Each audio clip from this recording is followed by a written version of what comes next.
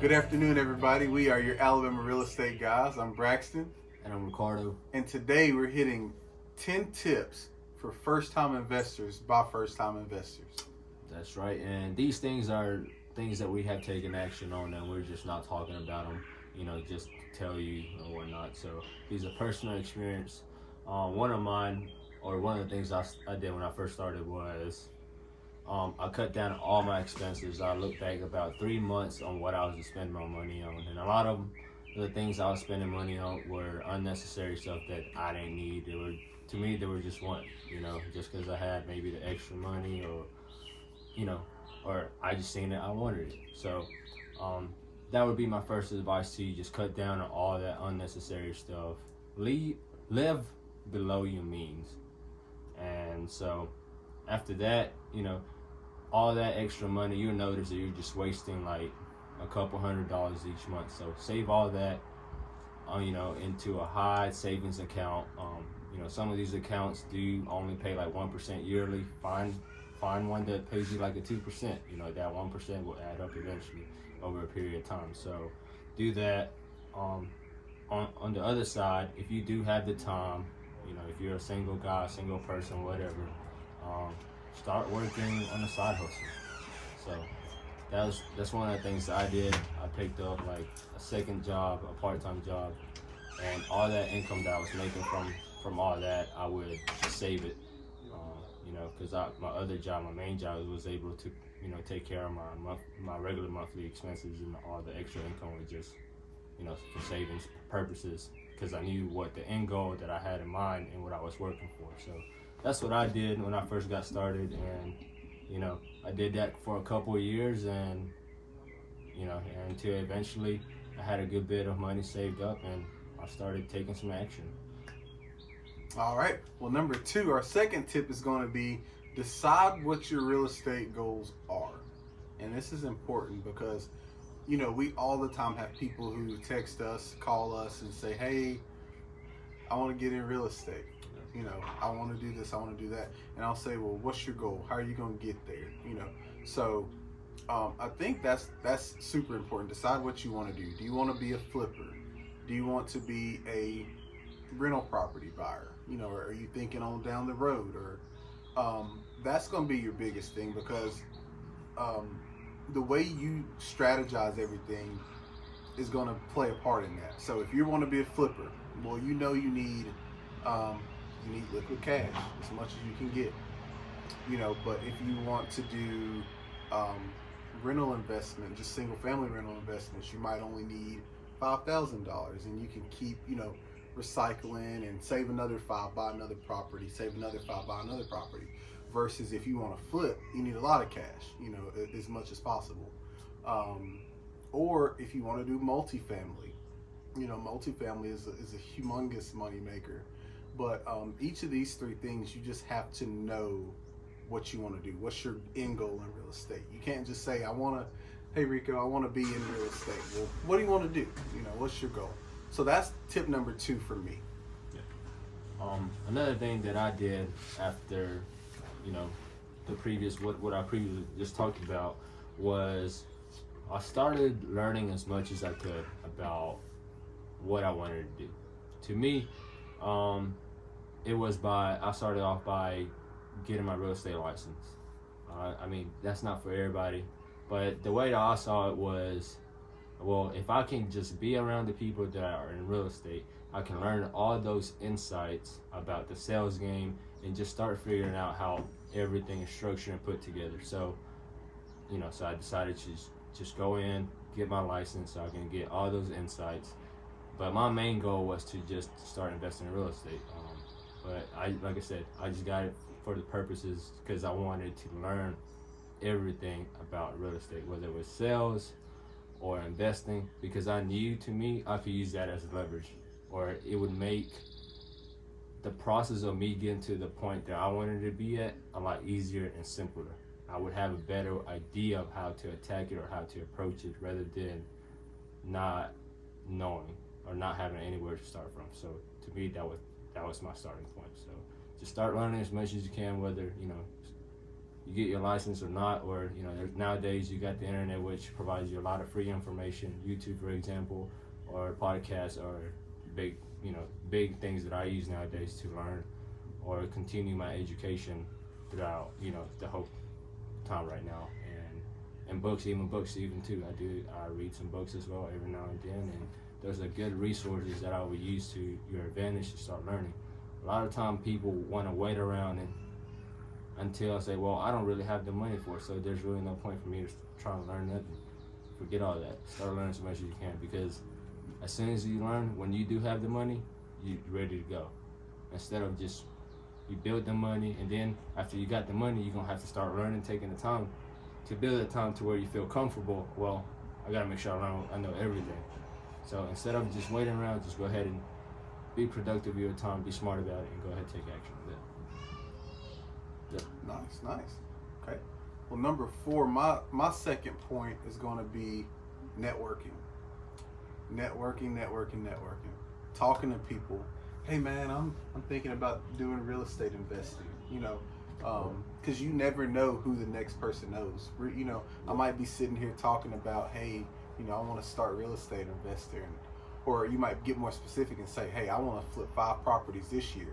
Well, this guy next to you could be a flipper, and he could have tons of information that you would never have access to without somebody in his position. So networking, using your people, talk to people in the business. A lot of people, me and Rico are passionate about real estate, so if anybody can come up to us and talk to us about real estate, and we'll make time. We'll talk to you for days. So there are other people who are way more experienced than us, who will do the same thing, who will take the time, because they want to see there's enough of the real estate pie for everybody to make money. So when you get to the other side and you see people, flippers and all these people, they're not in competition. There's enough business to go around. So that's one thing that you'll learn once you get there. But just networking is crazy important, because it's a tool you need. That's a tool you need. That's how me and Rico teamed up, just networking. Rico, we had met before. We weren't really friends when we met. We had friends of friends. And I seen him one day in Jacksonville, and he was like, hey man, let's go get lunch, which is networking. He networked me. So then from there, we become teammates, and do everything together now, so the power of networking is most important. And another thing I wanted to add on is take action. Just don't think there's going to be a perfect time, whether that you're ever going to reach a point to where you just feel comfortable in knowing everything, because you are not. I have learned that myself. We both have. I know I spent a lot of time trying to learn a lot of things, listening to podcasts and whatnot. All that is very valuable, but I don't think you'll ever reach the point to where you feel like you have learned everything. Until you're there, until you're in it. So, and we are people that we are, someone that can talk on that, because we personally, I know right now with our first project, we came across a lot of things we didn't expect on, and I don't think we would have have learned about them other than us just taking action on them. And we would have never known how to solve them, how to even take care of them, unless we actually put ourselves in that position. Yeah. So just take action. You'll learn probably the most out of that, rather than just reading books, listening to podcasts, and all that. Yeah. But don't. And to me, it's better to learn all your mistakes as early as possible. Yeah. Don't be afraid to make a mistake. Don't be afraid to fail. That's not what entrepreneurship and business is like. You have to, everything that you do in life or in real estate to elevate yourself is a risk. So don't sit back and say, hey, well, don't be scared. Like you said, don't be scared. It's never in your mind going to be the right time. You just have to take the action. Have to take the action. Everything has a solution at the end of the day. And it might sound impossible, hard, but it does. So, that's one of my advice. All right. And my third point and number 6 is cut people out of your life who do not have the same common goals as you. And that's just powerful because you have to surround yourself with people who want similar things in life. I ain't telling you to cut your friends out who don't believe in real estate or who don't want to invest in real estate, but you have to cut people out of your life who don't have common goals. You know, people who live for tomorrow, people who don't stay focused. You know, you have to be able to. You have to be able to have that motivation. Sometimes you get down on yourself. Sometimes you need friends who are going to push you to be better, not friends to push you to settle, you know. So, you don't cut everybody out of your life, of course. You cut some people out, though. And that's been probably one of the biggest assets to me was just cutting everybody out, like, and you have to, like, it doesn't mean that you can't be friends with that person or you can't call them and talk to them, but you know if somebody isn't good for you and good for what you want to do. Yeah. You know, if you have friends who are toxic who make you make bad decisions, you got to cut them out. Or if you have friends who are doing bad things with their life at the moment, you got to cut them out because you don't need that kind of bad mojo surrounding you. You need all the good luck and the good spirits that you can get. Yeah. So, in other words, basically, it's like your network is your net worth. So if you're trying to elevate, you know, then you need people with that same mindset trying to elevate. And so your net worth can equal Your network. Yeah.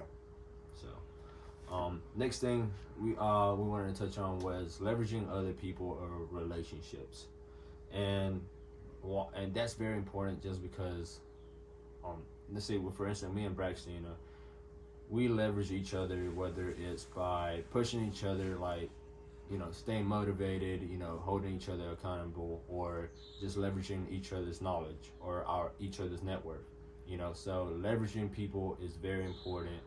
Just building relationships with them. You can even leverage people to be partners in your investments, as using their money to invest in your projects or whatnot. So leveraging is very important, and having that, you know, those relationships is key to all this too as well. Yeah. Okay. And the next point of mine is being patient and stuff happens. Like, you don't get rich overnight doing anything. So with real estate, a lot of people think, oh, you know, you just get in and that's it. But that's not even half of the story.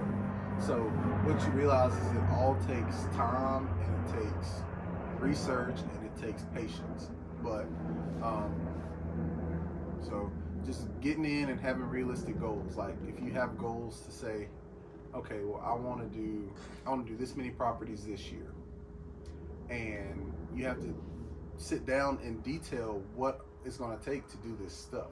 And all that takes patience, because you can't just jump in the business and do 5 flips at the same time, or buy 10 rental properties at one time and get from $300 a month in cash flow to $3,000. It takes time and patience, you know. So and also stuff's gonna happen. Like, no project goes exactly how you think it's gonna go, you know. Nothing in real estate, nothing and none of this stuff is going to go exactly how you think. So stuff's going to happen, and you have to factor that stuff in to your finance stuff, or in your mind. You got to know, okay, well, at least one thing's going to go bad, you know. And when you do that, you leave yourself room for those errors, and when those errors come, they're not that costly because you already planned for it. So be real with it. yeah, just be honest. Just be honest. I think the biggest thing, just touching on some personal with our project, we underestimated 2 or 3 times. Yep. 2 or 3 times, which caused us to run out of money Yeah. because we weren't planning for the unexpected stuff. You know, we were just like, okay, well, you know, we can say, I think the first thing we said was like 15 grand. and then we bumped it up a little, then bumped it up a little, and then finally we were like, okay, dude, well, you know, like we didn't budget for it, we didn't plan for it. Yeah. So when those things come up, it was a bigger deal for us than it could have been if we had planned ahead for those mistakes, you know. So that's one of the biggest things is just is be patient and think the whole thing through. Think the whole thing through. Yeah, but these are pretty much, you know, our tips, our personal tips and experience that we have experienced with our first flips right now, and you know, and things that we have done that we can actually, you know, talk about it and, you know, just share with you. Mm-hmm. Yeah, because it's been a journey. It's been a journey.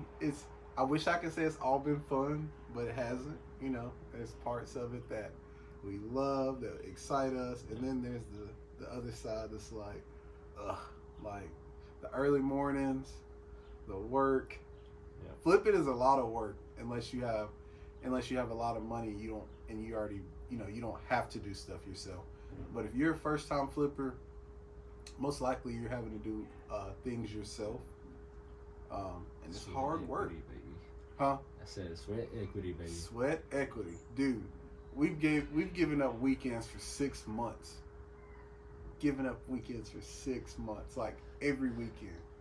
You know, so it's tough. It's hard work, man. Flipping is hard work, especially if you're new. But you know, you can once you elevate, then you sit back and you just crunch your numbers, and then that's when the money comes.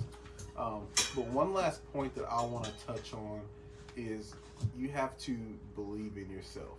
Nobody else believe in you. If your mama don't believe you, your daddy don't believe you, your sister, your cousins, your girlfriend, whoever it is, you know, you have to believe in yourself, and you have to know that what you think, you have to be realistic with yourself too. You know, you have to know that what you're doing is doable. You know, set high goals for yourself, but make sure you set goals that you can obtain. And you know, a lot of people set unrealistic goals in the beginning. You know, they said, "Oh, I want to do this," but then once you get into it, you're like, "Okay, well, that's not realistic. You know, that's not really real." But just believing, like having somebody, like if nobody else believe in me, Rico believe in me. But that's because we are personally invested in one another. You know, we directly affect one another. So you got to believe in yourself, but you do need one person to encourage you and to believe in you as well. And a lot of times, you know, I seen this thing at one time that said, your biggest fan is somebody that you don't know, and your biggest hater is somebody that you do know. And it's the truth, man. It really is the truth. Yeah. So, you know, knocking all that stuff out. Everybody's not gonna believe in you. You know, everybody's got a past. You know, some people may be like, oh, well, I don't believe that shit, or I don't believe that, or you know, or he ain't capable of that. You know, there's always gonna be those people. But you have to know that you have to know that you can do it, and you have to be able to make sure that you are taking the steps. You know, nobody believe in you if you say you want to do something and you're not taking the necessary steps to. But if you want to be, if your goal is to invest in real estate, and you know what you got to do, you know you either got to have good credit or you got to have cash. You have to take the steps. You have to surround yourself with those people. You know, and so, and you can do it. So just believe in yourself, even if nobody else does.